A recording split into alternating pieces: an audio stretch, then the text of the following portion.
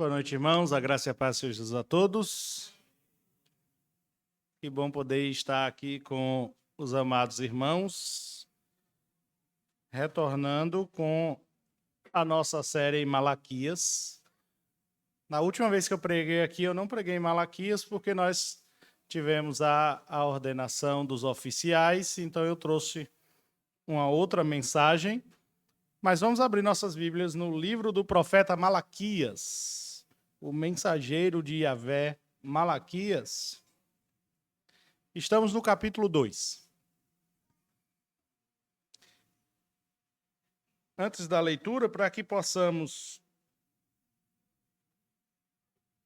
nos situar, vamos lembrar do que nós já vimos. Nós estamos no livro do profeta Malaquias e nós vimos que ele começa dizendo que é sentença pronunciada pelo Senhor contra Israel por intermédio de Malaquias. O peso da palavra do Senhor contra o seu povo que estava passando por um certo momento de apatia espiritual, um momento onde estavam fazendo as coisas como que no automático. Eles não deixaram de fazer, mas estavam fazendo como que no automático.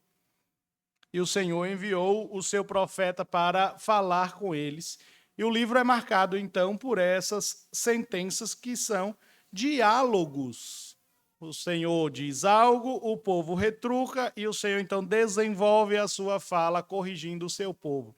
Nós vimos a primeira, que está no versículo 2, que o Senhor disse: eu vos tenho amado.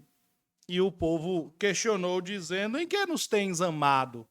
E o Senhor respondeu que amava o seu povo. E nós vimos na ocasião que Deus respondeu que ama o seu povo e demonstra esse amor escolhendo-o, sendo misericordioso para com ele e agindo de forma graciosa. Essa foi a primeira sentença. A segunda, ou o primeiro diálogo, o segundo está no versículo, a partir do versículo 6, que foi o último sermão que nós fizemos aqui. O Senhor diz para o seu povo, especialmente para os sacerdotes, que eram os responsáveis pelo culto, então deveriam conduzir todo o povo. O Senhor disse assim: vocês desprezaram o meu nome. E o povo deveria curvar a sua fronte e arrepender-se, mas eles não falaram: em que nós te desprezamos? Então o Senhor disse que eles estavam desprezando o nome dele, profanando o culto. E no último sermão nós falamos que Deus leva a sério a adoração. Na ocasião, nós falamos que, por isso, ele espera que o povo cultue com sinceridade. Nós dissemos que Deus deseja ser cultuado de maneira instituída por ele mesmo. Não somos nós que inventamos a forma de cultuar. Ele diz como quer ser adorado, porque ele é o objeto da nossa adoração. Nós vimos que Deus rejeita o culto corrompido. Se é ele quem diz como, nós adoramos como ele pede, não como nós queremos. Então Deus rejeita o culto corrompido. E nós vimos também que Deus não deixará de ser cultuado caso nós falhemos na adoração. Deus é Deus e ele sempre terá seus servos que ouvirão a sua voz e cumprirão. E nós vimos também que Deus jamais será enganado na adoração. O Senhor, esse diálogo estava com a presença dos sacerdotes, mas envolvia o povo. O que nós vamos ver hoje, nós não temos necessariamente o registro agora de um novo diálogo. Ainda está dentro do mesmo tema, só que agora o Senhor está falando de forma bem mais contundente para os sacerdotes, para a liderança. Então, vamos ver a continuidade desse texto. Nós estamos no capítulo 2, então. Assim diz a palavra do Senhor. Agora, ó sacerdotes, para vós outros é este mandamento. Se não ouvirdes e se não propuserdes no vosso coração dar honra ao meu nome, diz o Senhor dos Exércitos, enviarei sobre vós a maldição e amaldiçoarei as vossas bênçãos. Já as tenho amaldiçoado, porque vós não propondes isso no coração. Eis que vos reprovarei a descendência, atirarei excremento ao vosso rosto, excremento dos vossos sacrifícios, e para junto destes sereis levados. Então sabereis que eu vos enviei este mandamento, para que a minha aliança continue com Levi, diz o Senhor dos Exércitos. Minha aliança com ele foi de vida e de paz. Ambas lhe dei eu, para que me temesse. Com efeito, ele me temeu e tremeu por causa do meu nome. A verdadeira instrução esteve na sua boca, e a injustiça não se achou nos seus lábios. Andou comigo em paz, em retidão, e da iniquidade apartou a muitos.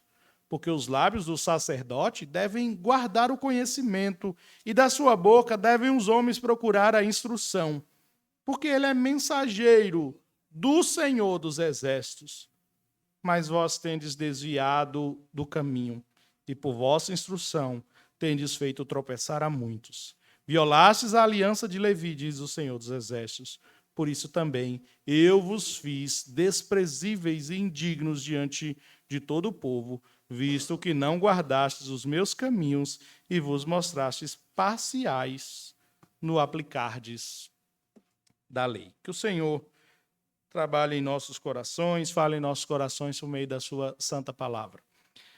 Vejam só, nós vimos que o versículo primeiro começa dizendo, agora, ó sacerdotes, o Senhor agora não está mais falando de forma geral para os sacerdotes e o povo, ele está direcionando especialmente para aqueles que eram os líderes da igreja ou da congregação do povo de Deus, os sacerdotes. O que fazia um sacerdote no Antigo Testamento? O sacerdote basicamente era o encarregado do culto divino. Basicamente, ele era o responsável por isso. Então, ele era alguém chamado, escolhido por Deus para esse ofício específico. E, apesar de, ao encontrar na leitura das Escrituras o resquício de sacerdócio antes, o sacerdócio foi oficializado descendendo de Arão. Então, apesar de ter resquício disso antes, descendendo de Arão é que você encontra o sacerdócio sendo oficializado. Ele foi separado para servir como oficiante do culto realizado naquela época, primeiramente no tabernáculo e posteriormente no templo. Então, é daí que vem essa descendência. Então, um sacerdote era basicamente uma espécie de alguém que se relacionava com Deus, uma espécie de mediador do culto. Aí você lembra que uma vez que Cristo cumpriu toda a lei, e um dos seus ofícios é o ofício sacerdotal, rei, profeta e sacerdote, Cristo, então, é o nosso sumo sacerdote. O nosso sumo sacerdote. E hoje o que nós desfrutamos, então, é de algo que advém dele, que nós chamamos de sacerdócio universal dos crentes. Cada cristão é um sacerdote, cada cristão tem livre e direto acesso à presença de Deus, tendo como único mediador Jesus Cristo. Jesus Cristo é, então, o nosso sumo sacerdote. Mas eu quero me ater nessa noite à função do sacerdote. Por quê? Cristo é o nosso sumo sacerdote, mas o que o sacerdote fazia no Antigo Testamento, sendo responsável pelo culto, consequentemente, fez com que nós tenhamos também o entendimento do que fazem as lideranças responsáveis na igreja nos nossos dias pelo culto. Então, eu quero me ater à função do sacerdócio levítico, não à função do sacerdócio universal dos crentes. Eu estou falando de uma liderança levantada por Deus, oficial, para conduzir o seu povo. O reverendo Augusto Nicodemos elenca 3 principais tarefas dos sacerdotes nesse ofício levítico. 1, oferecer o sacrifício do povo de acordo com a lei de Moisés. 2, guardar o templo e zelar por ele. E 3, instruir o povo na lei de Deus e liderá-lo no louvor a ele. Nossa, Notem, a função do sacerdote era muito nobre, porque eles lidavam com o sagrado, com o culto prestado ao Senhor, seja ele no sacrifício, seja ele na instrução da lei de Deus, seja no louvor. Como eu disse no sermão anterior, Deus trata com seriedade o culto. E se ele trata com seriedade o culto, ele espera que aqueles que estão na responsabilidade da congregação, os oficiais, a liderança, o pastor ou os pastores, tratem com seriedade esse tema também. Só que os sacerdotes, nessa época, não estavam fazendo isso. Eles estavam banalizando os sacrifícios, nós já vimos sobre isso, como eles estavam levando de qualquer forma o sacrifício para o Senhor. Alguns estavam cumprindo o seu ofício, ainda dizendo que canseira tudo isso. E agora, nós vamos olhar como o Senhor lida diretamente com eles. Vamos ler novamente o versículo 1. Agora, ó sacerdotes, para vós outros é este mandamento. Veja, não temos o registro da fala dos sacerdotes, mas apenas uma fala contundente, uma fala firme de Deus diretamente para eles, tratando do trabalho. Então, nossa ideia nessa noite é dizer que Deus trata com seriedade o trabalho da liderança, chamando-os ao arrependimento, relembrando-os da aliança e disciplinando-os no caso de desvio. O Senhor também trata com as lideranças e nós vamos aprender sobre isso. Como nós podemos saber que Deus trata com seriedade o trabalho da liderança escolhida? Primeiro, Deus os convoca ao arrependimento quando eles estão distantes disso. Veja, vamos entender mais uma vez o que está acontecendo. Os sacerdotes, por terem um trabalho tão nobre, eles deveriam ensinar e ser exemplo para os demais. Só que não era o que estava acontecendo. Então, Deus disse está sendo desprezado por meio da profanação do culto e tal profanação não seria permitida se os sacerdotes levassem a sério a atividade deles. A gente olha, por exemplo, cultos onde o louvor a Deus, a condução, a adoração é completamente desordenada. E Deus cobra, obviamente, de todos, porque espera que seja adorado com ordem e decência, mas há quem seja responsável. Então, Deus fala diretamente àqueles que são responsáveis, aos pastores, presbíteros, no nosso caso, os nossos dias de hoje. Então, Deus é duro, mas chamando-os ao arrependimento. Veja o versículo 2. Se o não ouvirdes, e se não propuserdes no vosso coração dar honra ao meu nome, diz o Senhor dos Exércitos, enviarei sobre vós a maldição, e amaldiçoarei as vossas bênçãos. Já as tenho amaldiçoado, porque vós não propondes isso no coração. Veja, aqueles que deveriam zelar e ensinar o mandamento do Senhor estavam sendo alertados por Deus sobre o mandamento contra eles mesmos. Então, como eles poderiam se arrepender de tamanha ofensa a Deus? Eles precisavam dar ouvidos. Veja que ele diz, se não ouvirdes, eles precisavam dar ouvidos, prestar atenção no que o Senhor estava fazendo, e eles precisavam valorizar, porque ele diz que eles precisavam propor no coração honrar a Deus. Então, é assim que eles deveriam fazer. E caso eles não se arrependessem, o Senhor os trataria conforme a desonra deles. Então, era necessário agir conforme toda a prescrição de Deus e se dispor a fazer isso não por mera obrigação, não como um fardo, mas sim como uma verdadeira honra ao nome do Senhor. E aqui nós aprendemos, então, com esse chamado do Senhor, que ninguém, absolutamente ninguém, deve colocar as mãos no trabalho do Senhor por mera obrigação, mas sim para honrar verdadeiramente o nome do Senhor. É para isso que nós somos chamados e as lideranças são chamadas. É perigoso demais brincar com as coisas de Deus. E sendo liderança, pior ainda. O Senhor trata com seriedade, porque a quem muito é dado, muito é cobrado. Então, o Senhor espera que seja cultuado com grande seriedade.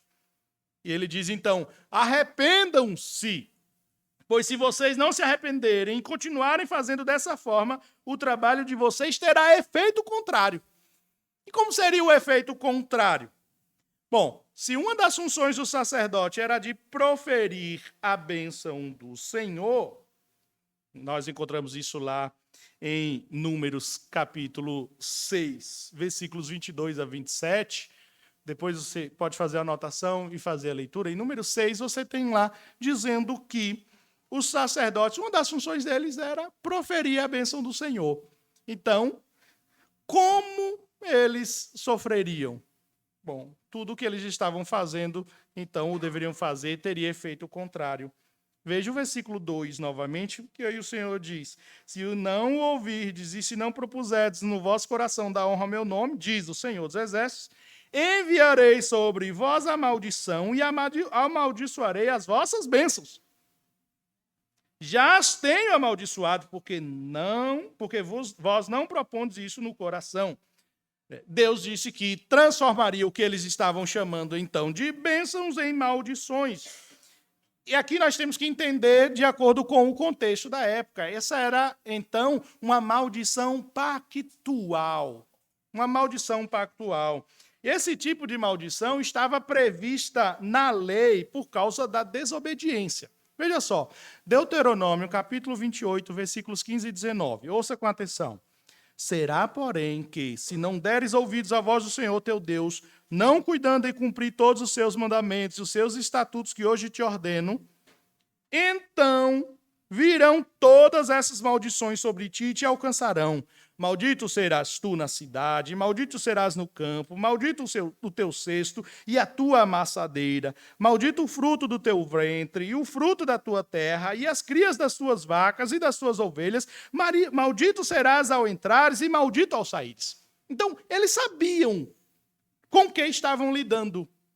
Então o Senhor diz: arrependam-se, tratem do culto e do ofício de vocês com a seriedade devida, porque o que vocês acham que estão fazendo, cumprindo de forma desleixada, mas proferindo a bênção, na verdade, como já foi ensinado a vocês, se vocês não derem ouvidos, isso é maldição, é justamente o contrário. Há dois aspectos na maldição presente. Deus não abençoaria o povo, e a bênção proferida pelos sacerdotes seria, na verdade, maldição. Veja, como nós não temos mais sacerdotes em nossos dias, mas nós temos quem trabalhe com funções parecidas, e quem trabalha com função bem parecida, especialmente no dia de hoje, é o ministro do Evangelho, o pastor. Esse alerta se torna atual como um chamamento dos pastores, independentemente de qual a denominação, a fidelidade. Todos os pastores são chamados à fidelidade. As ovelhas buscam seus pastores, pedem que ajudem em oração, mas como o ministério deles será bênção se não estiverem sendo fiéis ao Senhor? Porque Deus abomina todo e qualquer tipo de falsa consagração. Então aqui há uma grande responsabilidade. E o arrependimento daqueles sacerdotes deveria ser urgente porque lá no caso deles não tratava apenas de um alerta, já era uma realidade. Deus disse para eles que já era real. Ele não somente faria aquilo, mas já estava acontecendo. Já os tenho amaldiçoado, o Senhor disse para com eles. Eles negligenciaram a palavra de Deus. E qual foi a consequência? Versículo 3.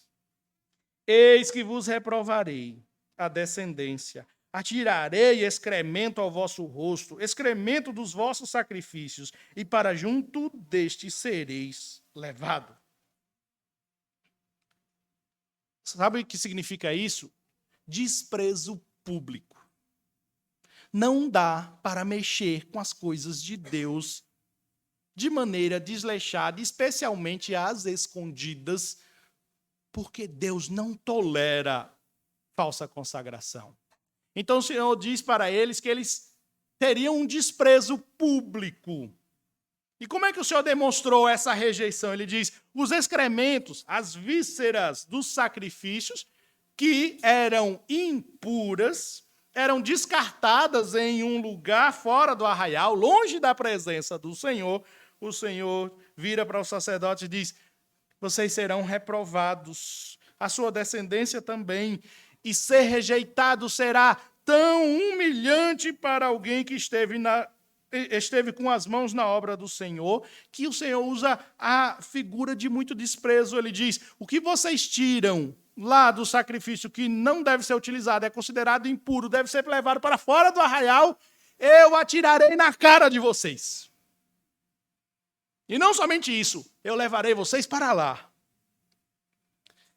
É uma linguagem pesada do Senhor para dizer que eles deveriam arrepender-se, porque agir daquela forma era tão impuro quanto aqueles excrementos que no rito eram considerados impuros. Irmãos, então, a palavra para os ministros, para as lideranças, é arrependam-se, caso estejam se desviando do caminho. E para todo o povo de Deus, orem pelos ministros do Evangelho. Orem pelos ministros do Evangelho para que os que estão em pecado arrependam-se urgentemente.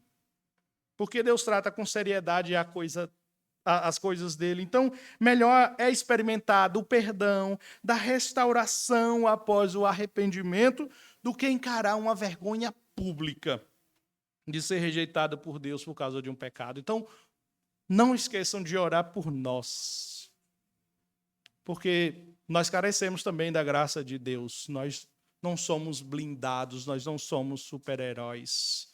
Nós lidamos diariamente também com as circunstâncias da vida e carecemos da graça de Deus. Então, vocês também devem orar pelos ministros do Evangelho, para que mantenham-se firmes e para os que estão distantes, arrependam-se e retornem ao caminho. Nós temos uma língua muito ávida a criticar, a apontar, a apostar. Às vezes até fazer a chacota e risadas de muitas coisas que deveríamos estar chorando. Todas as vezes que nós vemos no nosso país tantas deturpações do Evangelho e lideranças compactuando com isso e fazendo isso deliberadamente, domingo a domingo, nós deveríamos chorar. Nós deveríamos chorar ao invés de fazer disso piada, risada ou algo parecido. É lamento. Porque a palavra do Senhor para os sacerdotes foi: arrependam-se, porque senão a vergonha será grande. Como nós podemos saber que Deus trata com seriedade o trabalho da liderança escolhida? Deus os convoca ao arrependimento. Segundo, Deus os relembra da aliança e do seu papel. Esses sacerdotes foram escolhidos e eles tinham uma certa função e não estavam ali por acaso. Então, o que Deus faz depois de chamá-los ao arrependimento é lembrar por que eles estavam ali. E o Senhor relembra a aliança e o papel deles. A aliança é um pacto. E Deus é um Deus de pactos. Ele tem uma aliança com o seu povo. Ele se mantém fiel e ele se manterá fiel para sempre. Essa é a certeza que nós temos. É por isso que nós conseguimos descansar nessa graça maravilhosa, porque não depende de nós, depende dele. Mas ao tratar diretamente com os sacerdotes, o Senhor diz que eles saberiam que ele enviou esse mandamento com um propósito. Veja o versículo 4. Então sabereis que eu vos enviei este mandamento para que a minha aliança continue com Levi, diz o Senhor dos Exércitos. Ele diz, para que a minha aliança continue com Levi, diz o Senhor dos Exércitos. O que ele quer dizer com isso, irmãos? Essa aliança dita aqui trata-se de um sacerdócio perpétuo prometido pelo Senhor à linhagem de Levi. Nós devemos lembrar que a tribo de Levi foi a tribo escolhida para esse tipo de serviço, para o serviço sacerdotal. Arão, o primeiro sacerdote, era da tribo de Levi. Então ele foi escolhido juntamente com os seus filhos para esse ofício. Êxodo capítulo 28 trata dessa escolha. Em Números capítulo 3, versículos 11 e 12, Deus fala de forma bem mais específica para os levitas e para os sacerdotes. Versículo 11 lá de Números, capítulo 3, diz assim: Disse o Senhor a Moisés: Eis que eu tenho tomado os levitas do meio dos filhos de Israel, em lugar de todo primogênito que abre a madre, entre os filhos de Israel e os levitas, entre os filhos de Israel, e os levitas serão meus. Veja, ele escolhe. Sendo Arão da tribo de Levi, ele e toda a sua descendência, então separada para o serviço do sacerdócio. Inclusive, quem era separado para esse tipo de serviço não tinha nem os seus direitos lá de herança ou algo parecido, porque eles viveriam para isso, para o serviço. E aí o Senhor está trazendo a memória dos sacerdotes, que são dessa linhagem, que eles deveriam ser fiéis, pois o Senhor há muito tempo estava mantendo essa aliança. E agora ele está lá com um grupo de sacerdotes profanando o culto, abandonando tudo que ele ensinou. Então, ele faz recordar da aliança. Então sabereis que eu enviei este mandamento para que a minha aliança continue com Levi, diz o Senhor dos Exércitos. E ele diz mais. Ele explica essa aliança. Versículo 5. Minha aliança com ele foi de vida e de paz. Ambas lhe dei eu para que me temesse. Com efeito, ele me temeu e tremeu por causa do meu nome. Quando o Senhor diz, a minha aliança com ele foi uma aliança de vida e paz, os estudiosos geralmente lembram de um momento na trajetória do deserto em que Deus reafirmou essa aliança e com uma expressão assim, lá em Números capítulo 25. Portanto, dize, eis que lhe dou a minha aliança de paz. Números 25, 12. O que estava acontecendo nessa época em que foi dito isso? Abra lá, marca aí Malaquias, vai lá em Números 25. Você vai lembrar do episódio. Por que o Senhor disse isso? Eis que lhe dou a minha aliança de paz. Números 25.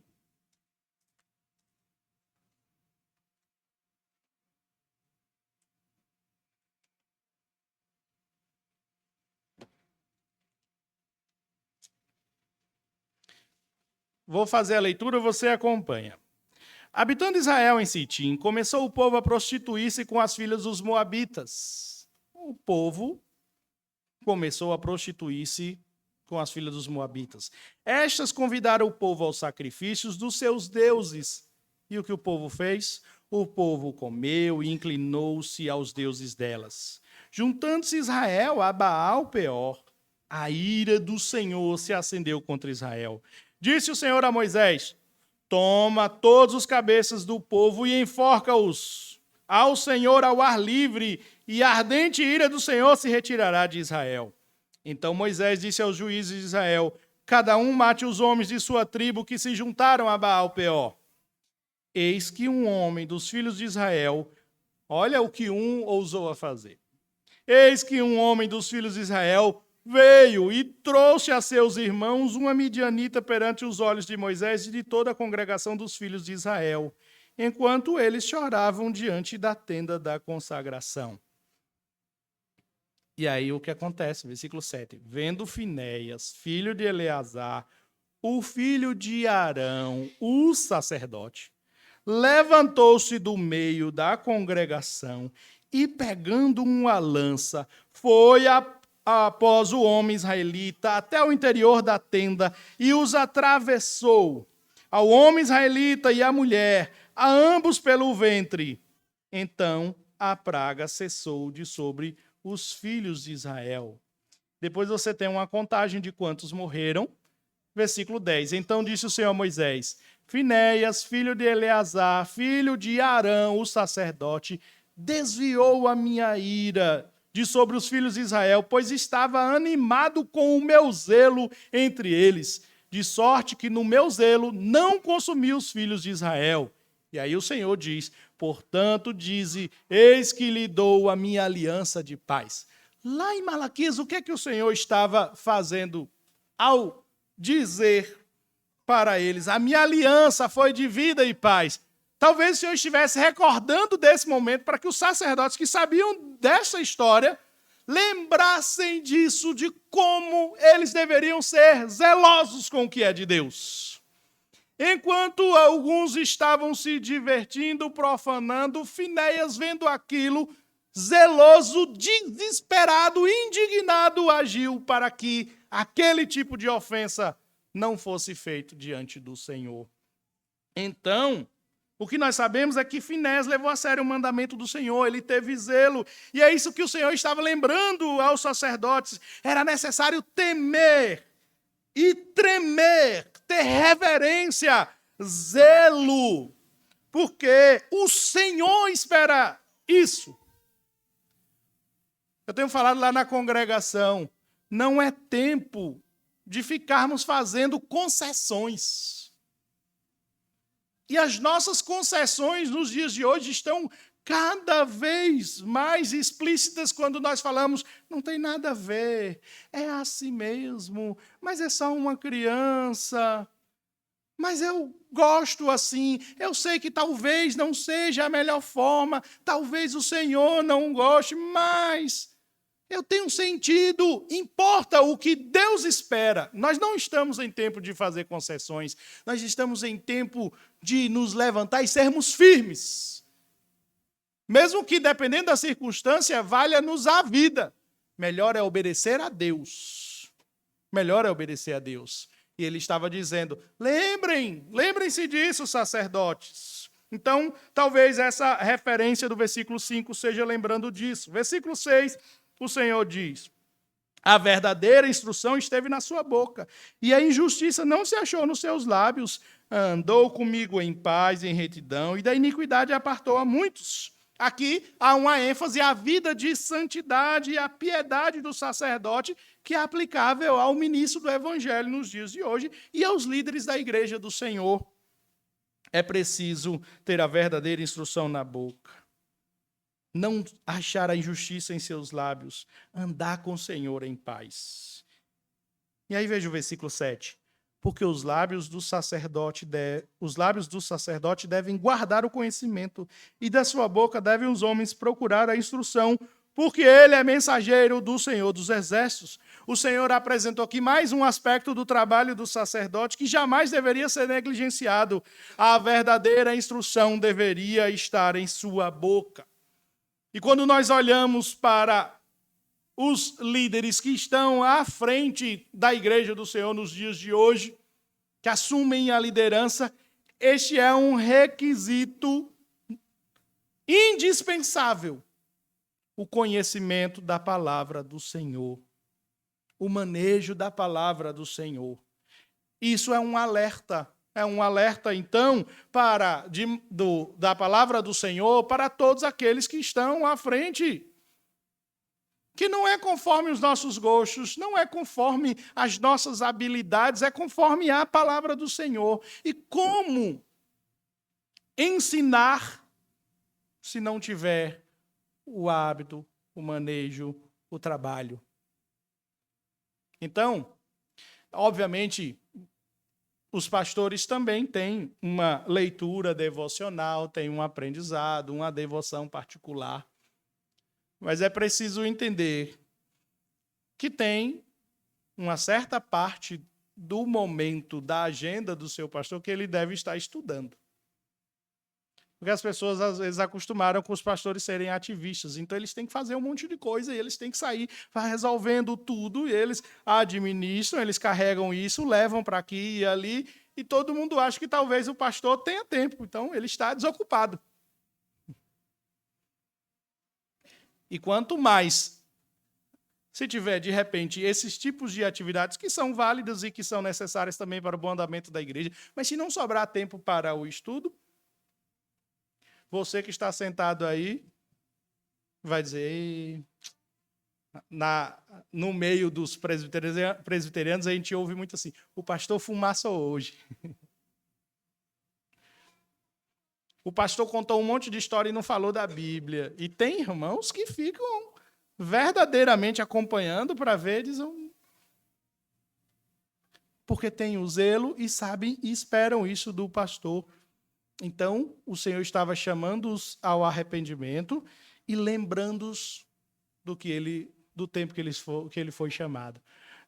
Cristina sabe, tem alguns momentos da minha trajetória, da minha curta já trajetória pastoral, que se eu tiver, de repente, ou um pouco abalado, ou necessitando lembrar de alguma coisa, algo parecido, para a trajetória ministerial, ela vai me ver ouvindo uma canção lá de 4x1, eu tenho um chamado, que marcou o meu chamado.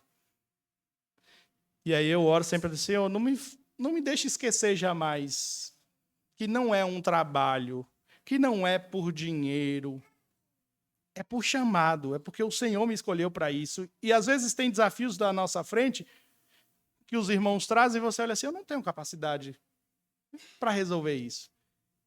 E aí é necessário o pastor lembrar, mas é porque não é você. É Deus quem chama. Então, o que o Senhor estava fazendo para os que estavam negligenciando é chamando-os para isso, para que eles lembrassem do chamado e para que eles também conhecessem o essencial. É essencial aos líderes conhecer. Por meio do profeta Oséias, o Senhor falou aos sacerdotes, o meu povo está sendo destruído porque lhe falta o conhecimento. E aí o pastor poderia dizer, mas é porque eles não leem a Bíblia. E aí o Senhor disse para os sacerdotes, porque tu, sacerdote, rejeitaste o conhecimento, também eu te rejeitarei, para que não sejas sacerdote diante de mim, visto que te esqueceste da lei do teu Deus, também eu me esquecerei dos teus filhos. Se nós não tivermos esse desejo, eu digo às lideranças, porque hoje a mensagem está voltada para isso, e nós não demonstrarmos e vivermos isso, a consequência mais natural é a igreja seguir o rumo. Aí nós vamos nos tornar bons organizadores de eventos, bons organizadores de momentos de comunhão com muita comida, que são bons, mas que jamais devem ser apartados da lembrança da palavra do Senhor. Paulo escreveu a Timóteo, procura apresentar-te a Deus aprovado como obreiro que não tem de que se envergonhar, que maneja bem a palavra da verdade. Mas, infelizmente, nem sempre aqueles que devem ensinar a instrução do Senhor o fazem com fidelidade e, com isto, atraem para si apenas a maldição do Senhor e deixam suas igrejas desnutridas. Então, orem pelos ministros do Evangelho para que eles amem a palavra do Senhor, para que eles não abandonem o chamado, para que toda a igreja, juntamente com ele, sempre esteja arraigada aos pés do Senhor. Como é que nós podemos saber que Deus trata com seriedade o trabalho da liderança escolhida? Primeiro, Deus os convoca ao arrependimento. Deus os relembra da aliança e do seu papel. E terceiro, Deus fala agora da punição por causa do desvio no ensino. Uma vez eu participei de um treinamento e eu ouvi, não foi ninguém me contou, eu estava no treinamento. E eu vi a pessoa que estava dando o treinamento cobrando dos obreiros esses tipos de atividades. E aí ele resmungando, quem estava dando treinamento, resmungando que os obreiros, que os pastores gastavam tempo no momento de estudo, nos seus gabinetes. Eu travei aqui porque eu não tenho gabinete. No gabinete, eu fiquei lembrando, qual é a palavra? Eu não tenho um gabinete. Eu brinco na igreja lá, que toda hora que alguém precisa de um gabinete, eu chamo, vem aqui no meu gabinete. Aí qualquer cantinho da congregação é meu gabinete. Mas ele estava reclamando que os pastores gastam tempo no gabinete estudando, e ele soltou lá de forma completamente descontextualizada um famoso a letra mata. Aí veja como o Senhor mesmo diz sobre isso. Deus fala da punição por causa do desvio no ensino. Versículo 8. Mas vós vos tendes desviado do caminho, e por vossa instrução tendes feito tropeçar a muitos. violastes a aliança de Levi, diz o Senhor dos Exércitos. Veja, os sacerdotes do tempo de Malaquias deveriam viver uma vida de santificação e piedade, ser exemplo para o povo de Deus, porém eles fizeram justamente o contrário. O Senhor diz que eles tinham desviado do caminho que deveriam andar. E nós estamos acostumados a pensar que o desviado é aquele que não vai mais à igreja. Nós temos essa mentalidade. O desviado é o que não vai mais à igreja. Infelizmente, nem sempre funciona assim. É possível que nós tenhamos nos bancos e nos púlpitos completos desviados do caminho do Senhor, que permanecem em suas funções, mas de forma deliberada pregam, ensinam, instruem de maneira errada, conforme os seus gostos, conforme a onda do momento, conforme o que é moderno, e propositadamente o fazem, porque muitos deles entendem, aprenderam, ensinaram. Mas como aquilo não está trazendo um resultado numérico, de repente não enche a igreja, é preciso fazer uma concessão, ensinar alguma coisa. E você vê na caminhada, de forma tão triste, pessoas que foram referência para muitas pessoas. Não precisa ir longe, no meio presbiteriano, pastores que foram referência para uma gama de jovens, para uma geração que se perderam na caminhada e hoje você assiste um vídeo na internet, parece que essa pessoa nunca obteve um conhecimento, nunca leu, nunca estudou as Escrituras e deliberadamente, propositadamente se adequa à cultura, se adequa ao que o mundo espera ouvir e ensinam o que os ouvidos querem ouvir, mas não atingem o coração. Meu Senhor, lá desde antes já estava alertando os sacerdotes. Vocês se desviaram. E o pior, por causa da instrução de vocês, muitos tropeçaram. Veja, mas vós os tendes desviado, versículo 8, do caminho, e por vossa instrução tendes feito tropeçar a muitos. O Senhor tudo vê, Ele enxerga isso não apenas como um desvio particular, Ele fala da consequência. Por causa da instrução de vocês, muitos estão tropeçando. É tão triste e tão doloroso quando nós recebemos alguém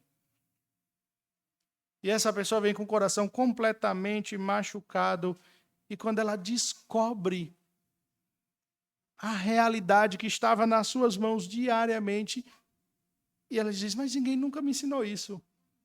Mas essa preciosidade estava lá. Mas as pessoas foram levadas a fugir dela. Enquanto no exemplo da própria Escritura você vê um grupo de irmãos tendo Paulo e eles sentados conferindo, observando atentamente. Então, ensinar as Escrituras de maneira errada e descompromissada é comprometer as suas ovelhas, é expô-las ao tropeço. Vou dar um exemplo simples. Veja, uma ovelha busca aconselhamento do pastor no meio de uma suspeita de uma doença bem grave. Aí o pastor orienta que essa pessoa deve só orar e confiar no Senhor. Confia em Deus que Deus vai lhe curar. E essa é a única instrução que ele dá. Ele está negligenciando, porque a orientação é orar e não somente isso. Se você conhece a providência de Deus, você sabe que Deus também usa os meios que Ele disponibilizou lícitos para que alguém busque instrução para isso. Eu sempre oro assim, quando nas reuniões de oração tem a oração pelos pedidos de saúde. Eu oro para que Deus cure, porque Deus é Deus e Ele pode fazer o que Ele bem quiser. E eu oro também dizendo, Senhor, usa os médicos e os medicamentos para a Tua glória também, para que essa pessoa se recupere. Mas imagine alguém com uma suspeita de uma doença gravíssima e o pastor, que é alguém que ele confia, vai dizer, não, volta para sua casa e só ora, e Deus vai lhe curar. Você talvez pense, será que alguém faz isso? Faz, porque eu presenciei. Eu presenciei, juntamente com o pastor Cláudio, estávamos indo visitar uma irmã que estava acamada de um CA, e tinha um pastor saindo de lá, e nós ouvimos as últimas palavras dele, falou assim, irmã, não faça mais nada, Deus vai lhe curar. A semana que vem, você estará curada. E aquilo, meu Deus, eu ao lado dele, eu ainda seminarista, misericórdia. A irmã não ficou curada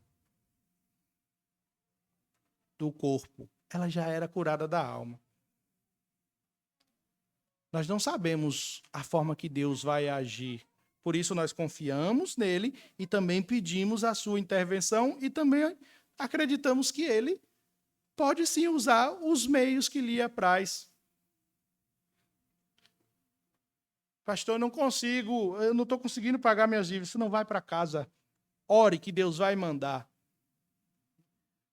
Dá para, de repente, tentar também procurar fazer alguma coisa, um trabalho, um bico, se capacitar para um certo período, ter uma ajuda ou algo parecido para romper essa fase, né? Mas as pessoas espiritualizam tudo e esquecem que Deus nos colocou aqui como elementos para este mundo, para a mudança e a transformação, ainda aqui ajudar. E essa é a instrução dele. Esses sacerdotes estavam, então, fazendo muitos tropeçar. E aí o Senhor considerou isso uma violação da aliança que ele fez com Levi, que nós citamos há pouco. E qual foi a consequência para a gente terminar? Por isso, versículo 9, também eu vos fiz desprezíveis e indignos diante de todo o povo, visto que não guardastes os meus caminhos e vos mostrastes parciais no aplicardes da lei. O Senhor os tornou desprezíveis. Irmãos, hoje eu estou podendo falar com propriedade, porque aprove a Deus me chamar para ser um pastor. Já contei aqui, inclusive, diante das minhas falas, dizendo, Deus me livre. Era assim que eu tratava antes, quando desde pequeno alguém falava, Ivan, você vai ser um pastor. Eu passei uma fase da minha vida que eu falava, Deus me livre. E eu já contei para alguns que no dia que eu fui para ser apresentado no presbitério, minha mãe me chamou no quartinho lá da casa da minha avó e disse assim, vem aqui, vamos conversar. Você vai lá hoje, você vai ser avaliado para ir para o seminário, certo? Certo. Senta aqui que eu vou lhe contar o que eu conheço da trajetória da vida dos pastores. E a minha mãe me contou tudo que ela já tinha presenciado, e a Eliane conhece, minha mãe é de igreja, né? E de estar ao lado dos pastores, era a casa que os pastores aproximavam-se. Minha mãe só me contou coisas ruins do ministério. Falou, olha, na vida do pastor fulano aconteceu isso aqui, e foi aqui nessa igreja, eu sei do caso disso. Minha mãe foi me contando tudo. Todas essas coisas podem acontecer com você, se você for fazer o seminário e se tornar um pastor. E ela falou assim, é isso que você quer? Eu falei, se for isso que Deus reservou para mim, eu vou obedecê-lo, mas eu não vou voltar atrás não, mãe. Aí ela deu um sorriso na hora. Falei assim, então vem aqui, vamos orar, eu vou orar para que você possa ir. Ela me preveniu dos males. Mas hoje eu posso falar com propriedade das muitas bênçãos que vêm, que ela me poupou para que eu pudesse vivenciar. As tantas bênçãos que o ministério tem, e uma delas é a forma como... E aí eu digo isso na minha congregação, que eu falei, parece que a nossa lua de mel demorou um pouquinho mais, mas a forma como nós somos respeitados, e nós louvamos a Deus que nós, pastores desta igreja, da congregação aqui da sede, nós somos respeitados, nós somos amados, nós somos cuidados pela igreja, então nós somos muito abençoados. Há muitas bênçãos para a vida no ministério pastoral. O respeito que nos é dado pelas ovelhas é o principal. A SAF sempre fica naquela circunstância, né? Está chegando o dia de dar um mimo. O que é que dá para o pastor? E agora pensa, de repente, o que é que precisa? E aí eu falo para a Cristina. Eu falo assim, as pessoas às vezes ficam pensando no valor, né? Mas não é o valor. É aquele momento que chama. Pode ser um marca-página e dizem, pastor, olha, nós lembramos, nós te amamos, e isso é insuperável. Inclusive, ela sabe de uma coisa bem simples, extremamente útil, que eu nunca ganhei. E talvez ninguém nunca pense, porque é tão simples e tão baratinho que ninguém nunca daria para um pastor. Agora vão querer descobrir o que é, né? Vejam só. O Senhor os tornou desprezíveis, foi o que o texto diz. E aí eu disse, eu posso falar com propriedade como pastor. Então tem coisa pior. O desprezo do Senhor. Porque eles abandonaram o caminho da retidão e do chamado. O Senhor diz, por isso eu vos fiz desprezíveis e indignos diante de todo o povo. E tem mais então, Babi, não só desprezíveis diante do Senhor, diante de todo o povo.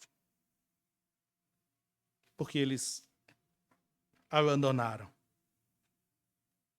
Uma das coisas que eles estavam fazendo, para a gente não deixar passar aqui, que você leu assim, visto que não guardastes os meus caminhos e vos mostrastes parciais no aplicardes da lei. Naquela época, alguns sacerdotes precisavam atuar em funções judiciais também, em decisões. E aí, quando atuassem como juízes, eles deveriam ser imparciais, mas pela acusação do Senhor, nem isso eles estavam fazendo. Nem isso eles estavam fazendo. Certamente eles estavam favorecendo alguns de alguma forma e estavam, então, sendo parciais. O Senhor, certa vez, tratou desse tema por meio de Moisés, dizendo, não sejais parciais no juízo, ouvireis tanto o pequeno como o grande, não temereis a face de ninguém, porque o juízo é de Deus. Porém, a causa que vos for demasiadamente difícil, fareis vir a mim, e eu a ouvirei. Moisés estava instruindo, e veja que dentro da instrução, na igreja não tem mais rico, mais pobre, quem tem mais, quem tem menos. Tem o povo do Senhor reunido, que deve ser tratado com igualdade. Deus trata com seriedade o trabalho da liderança. Hoje nós vimos que o Senhor falou irado pela falta de comprometimento dos sacerdotes. Nós vimos que Deus leva a sério o trabalho da liderança. Então, o que nós vamos levar para a casa desse sermão? Primeiramente, lembre-se que nem todos são chamados para o ensino, mas todos devem ser comprometidos com a verdade do Evangelho. Você talvez não seja um pastor, talvez não seja um presbítero, talvez não seja uma liderança, mas você é povo do Senhor. Então você também tem que viver uma vida comprometida com o Evangelho. Conheça as Escrituras para estar preparado tanto para dar razão da sua fé, como para se defender dos falsos ensinos. Porque quanto mais você se distanciar das Escrituras, da palavra do Senhor, mais fácil será você ser enganado. Mas se você estiver firme nas Escrituras, se qualquer um de nós aqui der um deslize e falar uma besteira, alguém vai vir puxar nossa orelha e falar, pastor, não é o que a Bíblia diz. Ou vai chamar um presbítero, conversa lá com o pastor, viu? Passou ali bem longe do alvo. Segundo, ore pelos pastores do Brasil. Ore pelos pastores do Brasil, para que Deus mova os corações deles para mais próximo de si e das Escrituras, para que nós vivamos tempos diferentes nesse país, que nós vivamos um avivamento genuíno em nossa nação, marcada por um verdadeiro comprometimento com o ensino.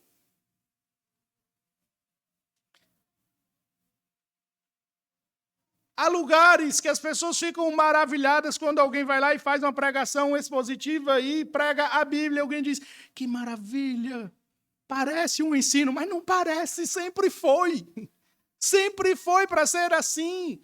Não é sobre nós, não é sobre nossa história, não é sobre nossas conquistas, sempre foi sobre Cristo e o Evangelho e o poder de Deus que alcança os corações. E nós precisamos orar para que Deus mova os corações dos homens que estão à frente das igrejas, estão abrindo inúmeras e enganando muitas pessoas, para que Deus mova os seus corações e os faça arrependerem-se. E sim, nós precisamos orar por eles, porque nós somos ávidos a criticar, a falar mal, algo parecido, mas nós temos que lamentar, chorar e dizer: Senhor, não é possível, tem pessoas que estão sendo enganadas. Chama para o arrependimento, disciplina-os para que eles preguem o verdadeiro evangelho. Então, essa é a sua oração pelos pastores do Brasil. Outra aplicação para você. Você está orando pelo Brasil inteiro, mas lembra da gente. Ore pelos seus pastores em particular. Ore pelos seus pastores em particular. Lembre-se deles de verdade em suas orações. Peça a Deus a bênção sobre eles. Peça para que Deus nos ajude. Você tem 3 na sua igreja: pastor Elcio, pastor Ivan e pastor Weber. Nós carecemos também. O pastor Elcio é um ser humano, viu? Eu enxergo ele assim como um super-herói. Eu sempre tenho uma grande admiração, né? Mas ele é humano. Eu tenho grande admiração e louvo a Deus pela nossa história juntos. Mas ele é um homem. A Eliane sabe que ele é um homem, porque a Eliane está lá, é casada com ele.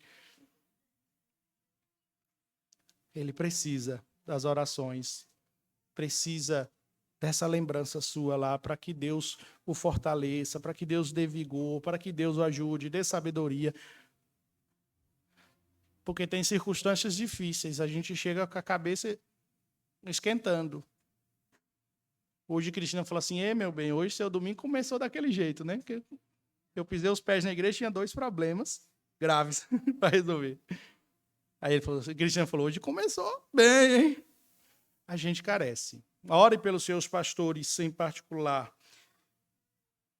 E, por fim, valorize o ensino verdadeiro e genuíno que você recebe em sua igreja. Ore para que isso se aperfeiçoe cada vez mais e mais. Eu já brinquei aqui algumas vezes, né? E é a nossa realidade. As pessoas estão ouvindo Augustus, estão ouvindo Hernandes, estão ouvindo Emílio na internet, e dizem: vão na igreja presbiteriana. E uma vez eu brinquei aqui, eu disse: você que veio hoje atrás, de repente, de encontrar Augusto Nicodemos, encontrou o pastor Ivan. Mas eu estudei, eu fui diligente, orei e pedi a Deus para que pudesse transmitir a palavra do Senhor. É isso que o nosso pastor Elcio faz, que o pastor Weber faz. Então, ore para que a gente possa se aperfeiçoar cada vez mais, que a gente precisa. Mas, principalmente, ore para que nós sejamos fiéis. Fiéis, porque sem a graça de Deus, você pode ter certeza, nós nem aqui estaríamos mais. Deus nos abençoe. Faça uma oração particular enquanto o presbítero